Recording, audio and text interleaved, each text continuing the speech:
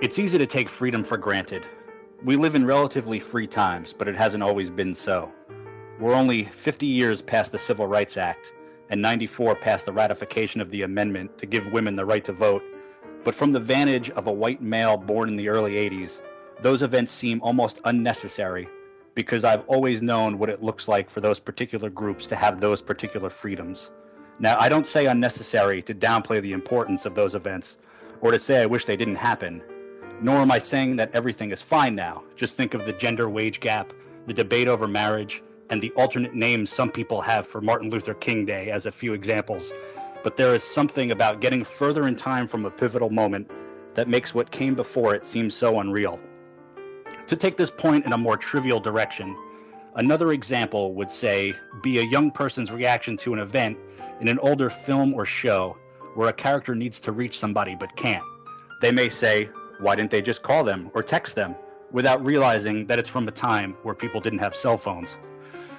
What I'm trying to say with all this is that I will never understand what it's like to have been an American in the 60s or 70s when the production code fell away and world cinema became more widely available. I'll never know what it's like to be shocked by the deconstruction of genre, structure, and morals that happened then, because I've seen what's come after. I've seen Reservoir Dogs, so I'm not shocked or impressed by the bloody ending of Bonnie and Clyde. This gulf of time makes it difficult to give a pass to the formless mess of The Man Who Fell to Earth, a film that 40 years ago was, I'm sure, seen as more revolutionary in style and satire, but now just seems like a string of disconnected events. That kind of newness needs something more to be able to last. We have a character, Thomas, an alien played by David Bowie, roaming the Earth. He's learned to be a human from television shows he's picked up on his home planet and has been here long enough to get a passport of some kind, but somehow doesn't know how to shake hands yet. He becomes hooked up with a conglomerate selling his home technology as his own inventions, the ultimate time traveler dream, trying to raise money to fix a drought on his home planet, which is the reason he came here in the first place. He loves water. He sucks it down throughout the film like he's a rescued desert traveler, despite being here seemingly long enough that he probably wouldn't be so thirsty anymore. He becomes addicted to booze.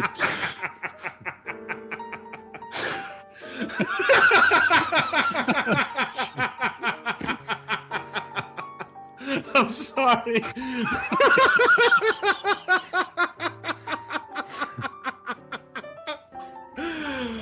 Continue. All right, sorry.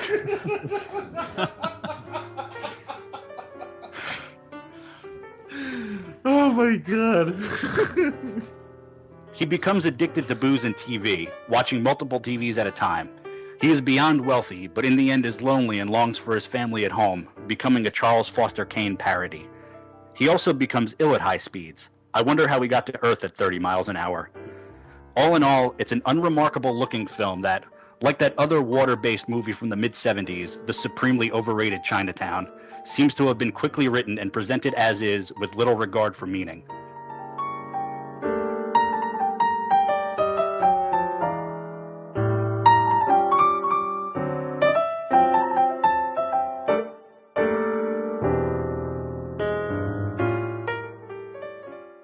Yeah, Jeff, I'm with you 100%. I love that you just took it. You just gave Chinatown an elbow to the eyeball right there on your way out. I want to do that as often as I can, no matter how appropriate or inappropriate it is. Oh my God. Yeah, I could not get into this movie for the life of me, Jeff. No. For the life of me. And it was like, this was the This was the first movie that I screened for the show here. So, you know, we're coming back. We haven't done this in a few months. And I'm just like, I put it on during the afternoon, thankfully. The sun was shining, because it really would have been a nightmare if I put this on at 11 o'clock at night, because I probably would have fell asleep. And, I've heard so much about this movie. I never watched it before, and I know that there are some out there that find this to be a cult classic, a work of genius, blah, blah, blah, visually stunning. None of this hit me. I found David Bowie extremely annoying. I can't watch like a musician act who can't fucking act. That irks me more than just a bad actor. Yeah. You know, it's like watching Mick Jagger fumble around Free Jack, you know, with the Anthony Hopkins and Emilio Estevez. It gets really, really, or like watch Purple Rain or something like that. You know, it just really gets under my fucking skin. Yeah. I'm so glad that you kind of have the same feelings, because I thought I was going to be alone on this one. So at least I have somebody in my corner. I don't know where Joe and Billy are going to come in on this, but I guess we'll start with Joe, Jeff, because you know Joe picked these films. Joe, is this something that you enjoy? Well, you know, I picked the films as a, you know, kind of a theme, right? Because I loved Under the Skin, and I thought it was a good movie. I thought that one would be divisive, and we ended up being in accord with that one. And then these other two movies that we're talking about tonight, this The Man Who Fell to Earth and The Brother from Another Planet, it just over the past couple of months, every once in a while when I'm thinking about Under the Skin, these movies kept popping up, and I had seen both of these movies. This film I saw one time right around in my early 20s, and the other one I'd seen a lot when it was in rotation on HBO when I was a kid. When you're a kid, right? It's yeah. So this one, I remember like going through Nicholas. Is it Rogue or Ray? You can tell, Joe, you don't like the movie. Just say you don't like it. Well, I'm not. Just go. Yeah, you know what? I agree with you guys. This fucking movie. Well, I'm going to explain myself. I'm going to explain myself, man.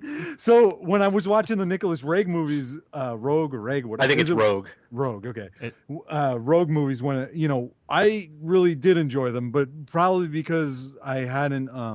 They did seem new to me when I was watching them for the first time, especially performance, man. I thought it was pretty freaking amazing, which has one of the best Stones ever recorded in it, and not released. But anyway, this movie and Track 29 and Don't Look Now, you know, watching all these movies and Walkabout, watching all those movies like kind of glutted together that month, I was pretty, you know, blown away by this guy's style, because it's pretty singular. Like his stuff is it's definitely definitively his own, you know what I mean? Watching this movie 15 to 20 years later, look, I'm ambivalent about it. I don't hate it the way that you guys hate it, but I certainly don't love it either. Yeah, but I'm not going to say that I hate it. I think that what Jeff was saying and what I agree with is that it's like kind of like it's like a timepiece, you know. It's made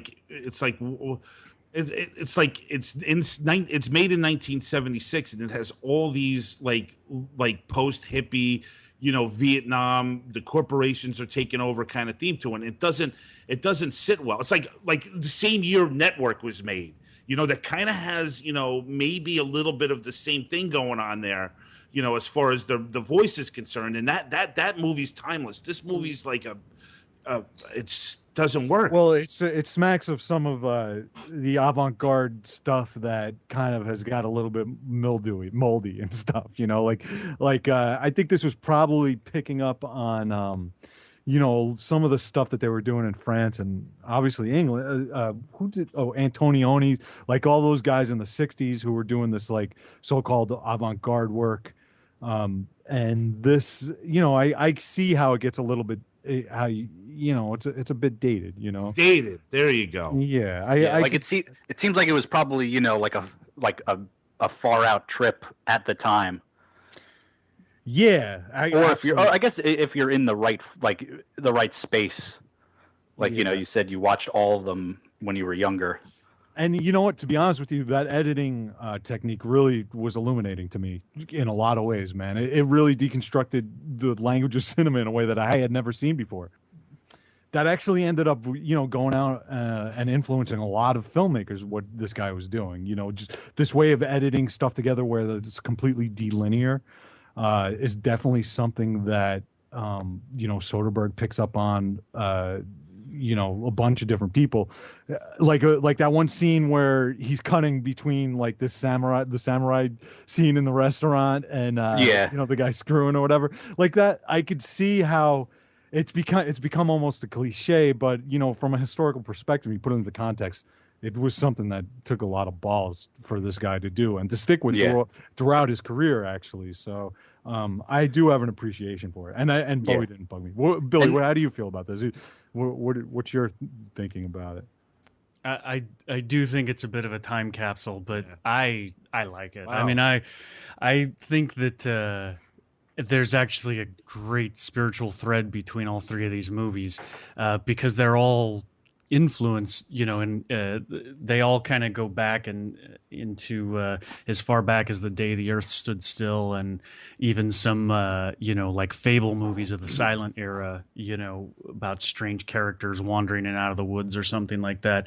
So I like it. I watched it with my girlfriend. I'd seen it years ago, and I was like, I don't know if she's going to be able to handle this, this super hipster 70s, Very hip style. That's definitely a word. It's very swinging London, like, I think you probably brought up Antonioni because of Blow Up, and it has it reminded me. it has the same sort of also weird music playing while people sort of lurch around a room and the camera's handheld, and there's the sound is weird, the laughter's too loud. And there's no flow with the music either. There was all over the place. All over the place. Yeah, exactly. And that's I think there's a lot of fuck ups in this movie, but I really like it, and my girlfriend loved it. She doesn't know science fiction, she doesn't know film history and all that, but she watched it and she was like, that was an amazing movie because from her perspective, and I think from mine too, it was it's a story of someone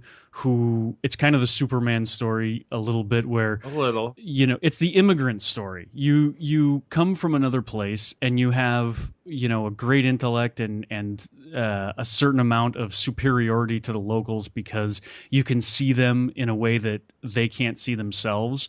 And yet, which you is a common particularly theme through all three of these films. Absolutely. And in this one, I feel that it's particularly those guys making a story about America to some extent, because that guy just gets bogged down in, he comes here to make a bunch of money, but then the money makes him lazy and complacent, and the pleasures of the society and the bureaucracy of, government and everything, it just basically tangles him up and turns him into a lethargic failure at the end. I like that story. I think it's my favorite part of science fiction, is where you take a hypothetical situation and it changes the way you see yourself or your culture. So, it's definitely moldy around certain parts, but I really like it. I think part of the problem with it is that it did have, something to say about becoming, stuck in that corporate loop, and just money kind of destroying you and everything. But it there's that point where he's watching about 16 TVs in a square, wall, and it was I'm a compulsive time checker anyway, but if I'm not liking something, I'm like looking every 3 minutes. And, me too. Oh, that's the worst. And I was like, and I was like, this is the moment where I would shut it off if I wasn't watching it for a purpose. Well, and it was I'm sorry, it was exactly the 1 hour mark. There was another full hour left, over an hour left, and the movie had made its point already. Yeah. And also, if you really want to almost watch a better version of this, just watch Pink Floyd The Wall. Another one you didn't like. But it's better. It's more watchable. I did not like Pink Floyd The Wall. I wasn't crazy about it. But it's better than this movie. I like Nicholas Roeg movies, and I especially, I kind of went through the same thing where I binge watched a bunch of his, many years ago, and he started out as a cinematographer. He worked with David Lean on Lawrence of Arabia, and worked on a bunch of good movies. And he worked with Corman too, didn't he? Yeah, and the filmmaking itself is always very beautiful to me. I love his photography, and I love, the thing that I came away from The Man Who Fell to Earth this time thinking is, again, you can tell a story through images and sound and edit it in such a way that the meaning isn't necessarily explicit through dialogue or whatever, but you come away with an experience of something that you can't really verbalize, and I love that. And I think he probably, you know, a lot of people sort of cherry picked his techniques moving forward. Filmmakers, you know, took that type of editing and took the beautiful photography and took his sense of risk for interesting subjects.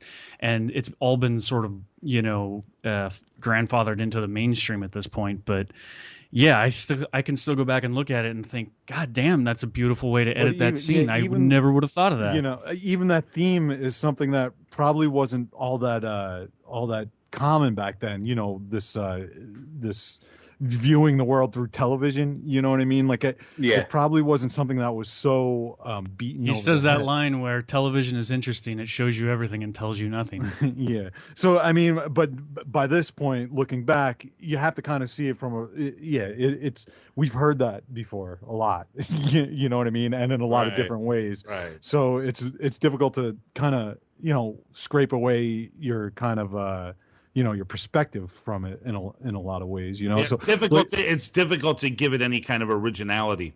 Yeah. Well, you know what, you can see if you. The thing is that you kind of have to try to place yourself within the context of the film, you know. And so, like, where a film like Under the Skin, it's really fresh because, you know, it's informed by all these things that have come before it. Certainly, that guy knew about who the man who fell to earth. But I think that maybe 1976 is a little bit too far away, and not far enough as far as, you know, the convention trappings. Whereas like we could watch a sci-fi movie from the 50s, and that's far enough where we can be like, we can appreciate it for what it is in its place and time. Yeah, know? But like Billy mentioned, The Day the Earth Stood Still, which was made 20 years before The Man Who Fell to Earth. And I could still have a connection to that. Yeah, that's what I mean. Like that's far enough away where it's distant. It's like 76 is probably a little bit too close for us to watch it from a historical perspective. Where like something from the 50s, it's like we're distanced enough. I get what you're saying. Because if we were, if we were in 1975, let's say, and we were watching that, you know, a sci-fi movie from the 50s, it's like, oh, look how bad those special effects are. You know what I mean? And like here, it's like all the things that he's dealing with and the techniques and everything, it's just not far enough to watch it from. You know what I mean? It's not relevant enough. It's not quite. It's not quite a historical document yet, right? But it's not very fresh either. Yeah, exactly. You know, so. Like I think if you do put it in the perspective of some of those English movies that friggin' movie Blow Up, I don't know, man, that movie friggin' I really like that movie, even though it's another one that'd probably be divisive. But like if you put it in that perspective, especially in, you know, if you put it, I think it does help to watch it in conjunction with some of his other work. Like it really helps to strengthen the piece. Not that a piece should need, yeah. I mean, but then the argument, of course, is that it should stand alone. So, you know. Yeah, I feel like Nicholas Ray ended up with 3 movies that are pretty damn near brilliant. Walkabout, this one, and Don't Look Now. Which performance is freaking great, man. I still haven't seen that one, so I'll definitely check that out. But I also feel that like he was intelligent enough to tackle subjects in films that were really interesting, but maybe over time he didn't have enough. He didn't have that extra whatever, you know, X factor to make the individual films stand out like a Citizen Kane or, you know, something, you know, like maybe he just didn't go that extra mile. Yeah, I mean, who knows though, because I think this one really does have a following, you know. So for some people, this is one of the first cult movies that I ever like. I had people saying, "Oh my God, you've got to see this movie!" Like it was kind of a midnight movie sort of a situation. And that's how all his films that I've approached were like on that level, you know, that I watched them like that, like, oh, this is a really weird freaking movie, you know, and just getting into it, and I like a Jodorowsky type movie where El Topo or you know, the Magic Mountain, the Holy Mountain, I guess it's called, you know, like really weird friggin' relics of the 70s, but there's good pieces to it, you know? Yeah.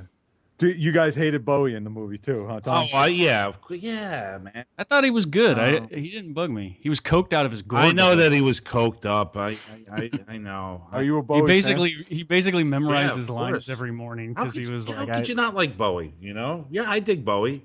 Jeff? I'm not much of a Bowie fan. Really? Yeah. Like songs here and there I like. Yeah, well, I mean, that's where I'm pretty much at with them.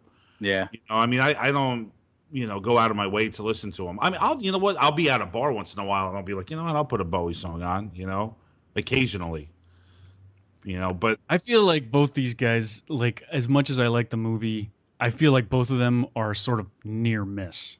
And I can't quite put my finger on it, but it's like Bowie made a lot of good tunes and everything, has made a lot of good tunes, but overall there's just something missing for me that it doesn't quite land with me. And it's the same with Nicholas Roeg's movies. Like I love them for David what they Bowie's, are, but like David Bowie's production sound has like I want to call it an etherealness, but that's not exactly what I'm trying to say. But there's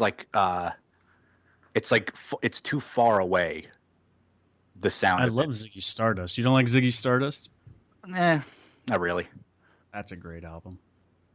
I never got too far into Bowie, but some of his songs are freaking great, man. Well, Joe, you like to dress up like David Bowie though once in a while, right? I'm dressed up like David Bowie right now. As a matter of fact. Some of those songs that he made are friggin' incredible, though. Like the popular, obviously they're very popular or whatever. But. Joe, did you, have a feeling that The Man Who Fell to Earth would kind of like walk on that same road as the other two films? Well, I honestly, one out there that I thought would have been really interesting to do as well. Okay. Well, these are the two that seemed most in line, and no, they do. Like Billy's right. I mean, they all do work. They do work well together as far as a theme is concerned. Absolutely. Yeah, I mean, they're all the theme is all seeing us through alien eyes. You know what I mean? Yeah. And they have a lot of similarities in other ways too. Like they all have sex scenes in them, which is pretty funny. Like how all three of them. They're all very sexy. All three, how the three of them differ, and how they deal with the sex scenes is pretty. It's great, Yeah, only one of them has a sex scene with a video game. Yeah, that was it. Well, we'll get to that. We don't want to. Yeah. Do that. Yeah, that was fucking awesome. No. Yeah. I think there's a lesson here. I actually think that Under the Skin and The Man Who Fell to Earth are really, really intertwined in a lot of ways. And something that can be learned, I think, from both of those is that they're based on books and they were heavily adapted, and the plot was sort of screened out of the final films in both cases. Well, both of them because both those filmmakers are smart enough to realize that if you're gonna, if you want to get your point across, it's not going to be through, gigantic 3D ships battling in space. Like that just distracts you from. Well, both of them were the product of productions that were aborted, and that phrase, necessity is the mother of invention. So both of them were reactions to failed, bigger projects, and both of them yielded. Something creative that like with the art form, where Under the Skin took this weird meshing of reality filmmaking with narrative filmmaking, which is right on the cutting edge of what filmmaking is and can be today. And this one was doing it by deconstructing the language of cinema and nonlinear editing and doing this sort of plotless thing. So it's amazing how you tell somebody they can't make a picture for this amount of money, and then they go and make a better picture with less money. I do wonder if 20 years from now we'll look back at Under the Skin and go, God, it's such a relic of that time. Well, I think because I was just thinking of that too, but I think that the story, the theme, like what it's trying to say is so strong, that even in 20, 30 years, like you'll go up to someone and say, "Oh, have you seen that movie Under the Skin? They filmed it with cameras in the van." It's like, yeah, well, every movie is a camera in the van now, but like that's a good one from back but the then. meaning, like the the meaning behind what they're driving at in The Man Who Fell to Earth is not as trivial as Under the Skin is, so in what way? Like in the sense that you watch The Man Who Fell to Earth and exactly, like it's easy to figure out what they're driving at, you know, about corporate America, about humanity, and Under the Skin, it's a bit more trivial. I mean, you have to really look for it. But you also have to remember it took people a lot to try to piece together what this film was about when they first saw it. The same way that people are reacting to Under the Skin, I'm convinced that so many people were watching this movie and were like, "What the fuck was that about?" Guaranteed, Tom. And you know what? And like, I don't think so. I think so, man. I don't think it's. I don't. I don't know, Jeff. What do you think? I'm sorry. What's the? Well, I was just saying that I think that in the same way that people are reacting to, again, you know, violently one way or the other to Under the Skin, that you know, that reaction of being perplexed, that probably when this came out in 1975, certainly the producers reacted to it as like, what the hell is this? We can't put the, you know, the producers definitely put this out and we're like, we can't distribute this movie. It's not going to make money. You know what I mean? It went through the same stuff. Like, I think both, you know, are probably, you know, like they're having the same reactions with people not understanding them. But I think with Under the Skin, in, you know, whatever the equivalent amount of time, I think with more people sort of writing about it and digging into it and unlocking what it means, it'll mean a lot more then, instead of, you know, Man Who Fell to Earth not making much sense at first, and then kind of piecing it together, and then you're like, oh, it's a, you know, it's a satire about, you know, corporations taking over. Well, you know, I think it's actually, I mean, I'm kind of like minimizing it. Yeah, no, I actually, but... well, yeah, I mean, you're probably right. I probably, yeah, I would say that when time looks back, I would still say that, you know, Under the Skin is probably a better made film. I do think that this, both of those, the themes that they're driving at, you know, that the filmmakers are getting us to look at through these eyes of the alien, is both of them are universal, and I think that it's a little bit deeper than what you're saying in this film, in that it's about more of the loss of innocence. You know, like if you dig further, it's about basically a baby, or, you know, a childlike entity becoming cynical and becoming disillusioned by seeing what's around him and the people that are surrounding him, you know, which is very much of its time, you know, in the early to mid 70s. The pessimism, you know, after the euphoria of the 60s. It's a weird reversal of the character outcomes in these movies, that the Bowie alien becomes progressively more cynical and divorced from feeling, and Under the Skin, she has exactly the inverse experience, you know. And God bless Jonathan, what's his name, Glazer. I mean, this is something that I actually really liked about Birth too, was that he picks as his theme the idea of love and how it affects, like, he dealt very head on with this idea of love and the way it holds on and the way it transfers between, like, it has a life of its own, you know. And that's a pretty bold theme to tackle. And, you know, Nicholas Ray was tackling exactly the opposite, you know, the way that pessimism and alienation can take hold and do exactly the same thing. You know, you can't let go of it, which is very 70s, but, you know, it's also very today, I think. I'm also, you know, I'm thinking about it a little bit more now.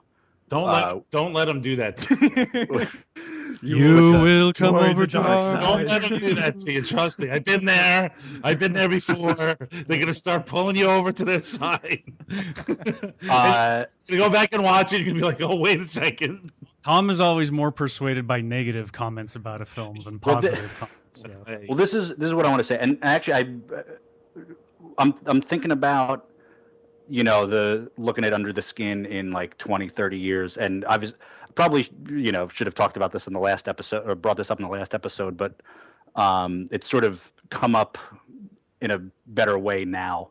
But and like I think when people look back on it in 20 and 30 years, and this is being very, you know, optimistic about humanity, which is pretty hard to do. But the theme that I got from Under the Skin, which was, you know, that the sexuality of a female will never escape the clutches of you know, the masculine, and this, this movie coming out in the wake of like the men's rights thing and people shooting women because they won't go out with them. In 30 years, hopefully that won't be like, that'll be an issue that's like, separate water fountains 40, 50 years ago. And people will be like, oh, that's like a weird, like, why did they do that movie? Like, oh, I can't believe it used to be like that. So it might, that's not giving any points to Man Who Fell to Earth, but I could see, this seeing how fine wines age is some age better than others. Well, yeah. And I mean, like the technique of the film, I think will last, but the message of it might not be as relevant anymore. So it's kind of similar to, the corporate thing from 76, like looking at it now. Yeah, well, I think that in both cases that there's a lot of room for interpretation, which makes them both great. I think I do agree with you that there's more room for interpretation in Under the Skin than this one. I think that you can kind of nail this one down a little bit easier, at least from our perspective 30 years away. You know what I mean? Yeah. That is true. Sometimes you go back and look at movies, even like in your own life, you watch a movie when you're 20, you're like, I have no idea what the fuck that means. And then 15 years later, you go, oh, I know exactly what that means. Yeah. I think that, I've seen Under the Skin twice now, and I got a lot out of it, more out of it the second time, where I was able to analyze it a lot, incisively. I think that there's still a lot of room for interpretation and a lot of Under the Skin. Yeah. You know what I mean? Like, it could be argued a whole bunch of different ways, just from the perspective of love and female and male relationships. There's a lot to talk about that. Even in addition to what we talked about earlier. Yeah, I mean, that's the great thing about an amazing song or a great film is that it could have multiple meanings throughout one person's lifetime, to them. Absolutely. That's that's what's beautiful, man. And you know what, that both of these films reminded me of that quote that I picked out of the guy who wrote the Virginia Woolf thing play, Edward Albee, who's like, art, great art, an audience should realize that they need to be at least partially responsible for the art, when they're coming to it. And if they're not, then it's not. They're only doing a disservice to themselves. So, absolutely. I think Under the Skin, the theme of it is sort of on the winning side of history, at least for the foreseeable future, because it's making a case for empathy, and if ever there was a need for empathy in human evolution, it's now. Like we're just so unevolved when it comes to understanding, the person sitting next to us, and that's amazing because we're so connected more than we've ever been. I was thinking about that because of, just in reflection on the movie, like the internet makes information and communication instantaneous, and there's more information available at our fingertips than there has ever been before, but our ability to empathize and to sit back reflectively and try to understand someone else's point of view remains woefully undeveloped. Right. Right. And I mean, I love the theme of Under the Skin for that. If a movie by its own nature can make you think about empathy, I think that's fucking amazing, Absolutely. And to feel it, not just to discuss it in platitudes, but to actually have the vehicle is like the inoculation itself, the experience of watching it makes you rethink things. I love that. It's just like using a body to be a spacecraft. All right, guys, it's time to move on. We're gonna do we're gonna talk some John Sayles next. His movie, The Brother from Another Planet from 1984. It's gonna conclude our 2-week discussion on weirdo alien films, and I'm gonna give everyone the worst introduction that we've had so far. So here I go. Yeah. Enjoy. Well, I picked the films as a, kind of a theme, right? Because I loved Under the Skin, and I thought it was a good movie. I thought that one would be divisive. And we ended up being in accord with that one. And then these other two movies that we're talking about tonight, The Man Who Fell to Earth and The Brother from Another Planet, it just, over the past couple of months, every once in a while when I'm thinking about Under the Skin, these movies kept popping up, and I had seen both of these movies.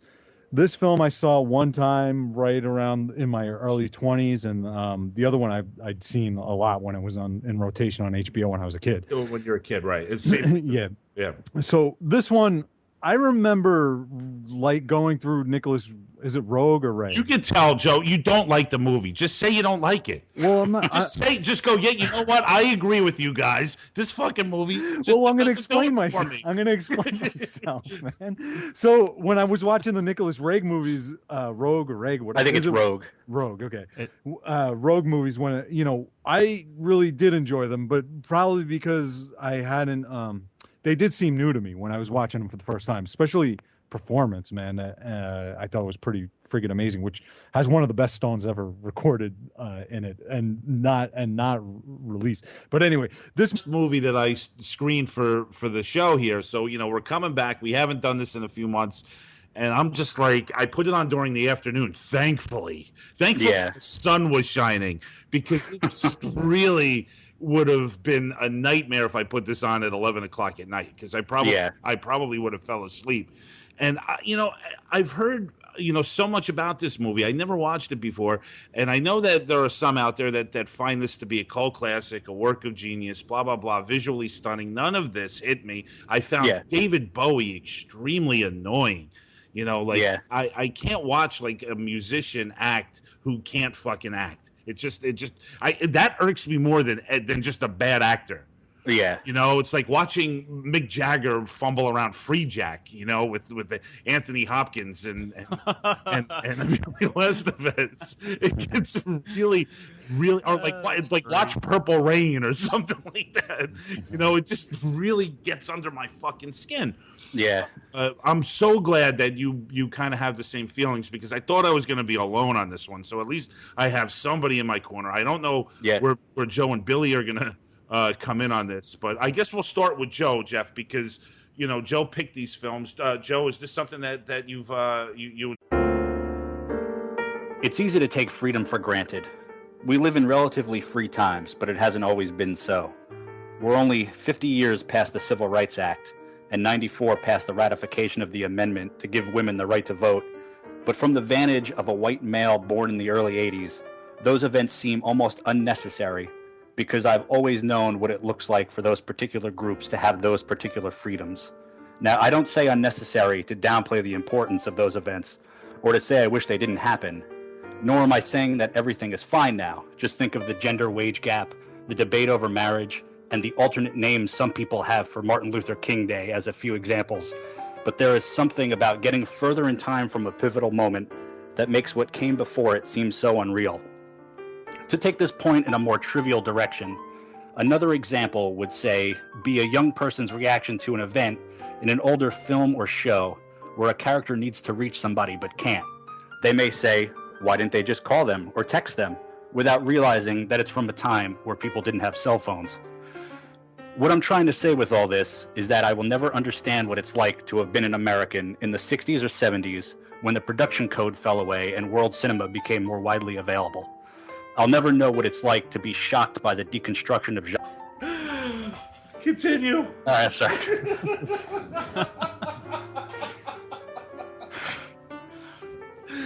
Oh my God.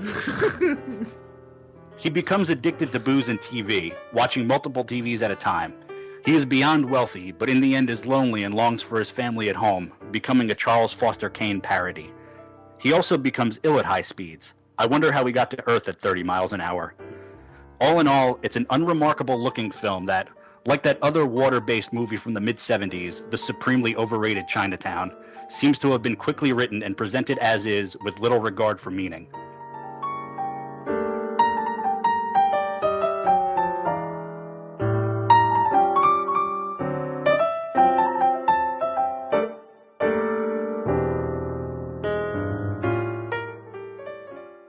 Yeah, Jeff, I'm with you 100%. I love that you just took it. You just gave Chinatown an elbow to the eyeball right there on your way out. I want to do that as often as I can, no matter how appropriate or inappropriate it is. my God. Yeah, I could not get into this movie for the life of me, Jeff. No. For the life of me. And it was like, this was the this was the first genre, structure, and morals that happened then, because I've seen what's come after. I've seen Reservoir Dogs, so I'm not shocked or impressed by the bloody ending of Bonnie and Clyde. This gulf of time makes it difficult to give a pass to the formless mess of The Man Who Fell to Earth, a film that 40 years ago was, I'm sure, seen as more revolutionary in style and satire, but now just seems like a string of disconnected events. That kind of newness needs something more to be able to last. We have a character, Thomas, an alien played by David Bowie, roaming the Earth. He's learned to be a human from television shows he's picked up on his home planet and has been here long enough to get a passport of some kind, but somehow doesn't know how to shake hands yet. He becomes hooked up with a conglomerate selling his home technology as his own inventions, the ultimate time traveler dream, trying to raise money to fix a drought on his home planet, which is the reason he came here in the first place. He loves water. He sucks it down throughout the film like he's a rescued desert traveler, despite being here seemingly long enough that he probably wouldn't be so thirsty anymore. He becomes addicted to booze.